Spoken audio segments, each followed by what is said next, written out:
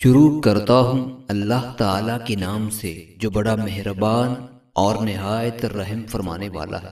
حضرت عبداللہ بن جعفر طیار رضی اللہ تعالیٰ عنہما سے روایت ہے، انہوں نے فرمایا کہ رسول اللہ صلی اللہ علیہ وآلہ وسلم جب سفر سے تشریف لاتے تو ہم بچے بھی آپ کا استقبال کرتے۔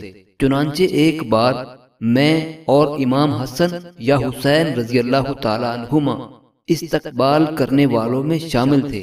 رسول اللہ صلی اللہ علیہ وآلہ وسلم نے ہم میں سے ایک کو سواری پر اپنے آگے اور دوسرے کو اپنے پیچھے سوار کر لیا، حتیٰ کہ ہم مدینہ پہنچ گئے۔ حضرت ابو ہریرہ رضی اللہ تعالیٰ عنہ سے روایت ہے کہ نبی صلی اللہ علیہ وآلہ وسلم نے فرمایا، اللہ تعالیٰ فرماتا ہے میں اپنے بندے کے ساتھ ہوتا ہوں جب وہ میرا ذکر کرتا ہے اور اس کے ہونٹ میرے ذکر کے ساتھ حرکت کرتے ہیں۔